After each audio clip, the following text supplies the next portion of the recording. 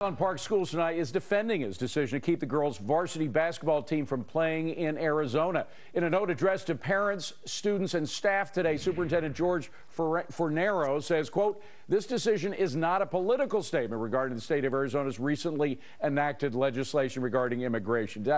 Even if you believe the superintendent, politicians in Boston and L.A. are calling for boycotts of Arizona, even though support for the new immigration law is growing. A new Pew poll shows 73% of Americans approving of the law's key elements, like requiring people to produce documents verifying their legal status. So here to weigh in is radio talk show host Michael Graham from Boston, and from Los Angeles, UCLA professor Mark Sawyer. Now, Mark, first to you. These Pew results are really surprising. 73% of Americans basically agree with the Arizona law. Are they wrong? Look, Jim Crow probably would have been fairly popular during its day amongst a lot of Americans. Not all over the United States. That's unfair. Come on. Maybe in the South, but not all over the U.S. Well, not probably by 1960, but certainly before then. And first, I want to congratulate my mother-in-law for passing her citizenship exam today. Congratulations and it's just to what her. It's just what these laws point out. I mean, she's very afraid watching this debate about the kinds of things that might happen to her if someone approached her and demanded documents. I bet none of us on the air right now are carrying proof of citizenship with us at the moment. I don't have my passport or birth certificate with me, and a bunch of conservatives don't even believe the birth certificate that you produce when you have it anyway. Well, so these kinds of things. Michael, I got to say, my wife is a naturalized citizen. She's from Nicaragua. She supports the Arizona law because she says, I worked hard to become legal. I want it to be just as hard for everybody else. Well, first of all, look, we need to start with the vile, repugnant statement from Professor Sawyer, comparing the 73% of Americans who want to enforce border laws the same way that every other country does. Comparing them to the Jim Crow racist South is vile and disgusting, and also shows the intellectual level of the people who oppose this. Professor Sawyer, you believe anyone should be able to come to America anytime they choose without any documentation of any kind, right? No. Right, Professor? You no, don't? Wait, So you don't? First, wait, you think that someone should enforce the law?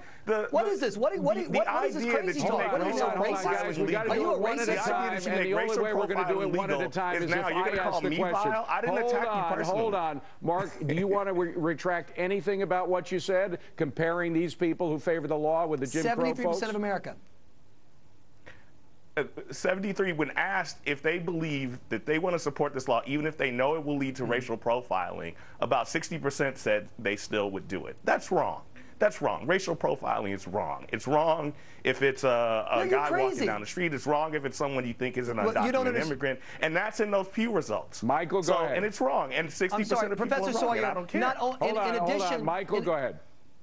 In addition to insulting the American people, you also showed you have no clue what's in the law. The law specifically says that you have to be, your mother would have to be stopped for legitimate stop, arrest, or detention. And then, upon probable cause, after that point, then where practicable, the citizenship should be ascertained. So you don't even know what you're talking about. But I bet you this. I bet if your mom is still out there working, and I hope she's not, I hope you're taking good care of her, she would rather, I hope she doesn't have to compete with criminal immigrants who are stealing jobs from her by not getting the documentation they need and not having to play by the rules, so that American citizens are left unemployed. I think it's her mother-in-law, his mother-in-law, by the way, but go ahead, Mark. It's my mother-in-law, but Michael's not good at listening.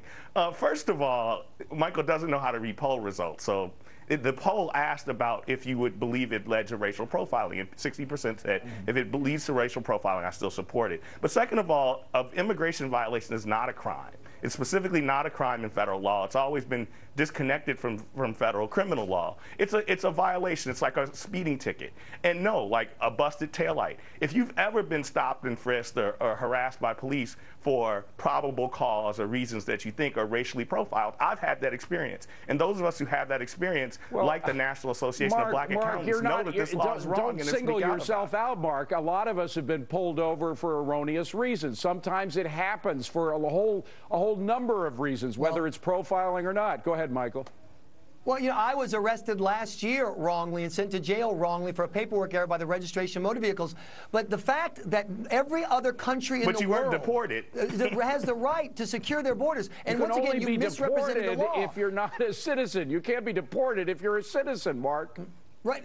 But you're not carrying proof of citizenship with you. That process starts. You had a truck driver the other week that was called it. I don't carry a passport. A driver's license isn't. You don't carry a birth certificate with you. Who here has a birth certificate in their back pocket? In most of the final United word, States, Michael, you cannot get. In most of the United States, you cannot get a driver's license without establishing that you're legal, which is only common sense. And notice that Professor Sawyer ignored the big question. What is he prepared to do to have actual functioning borders? The agenda is open borders and amnesty, a complete demolishment of the sovereignty of the United States. That's the agenda, and that's why that question will never get answered. We began by Mark. We end with Michael Graham, Mark Sawyer. Gentlemen, thank you very much. Coming up on deck, Michelle Obama, the corrupt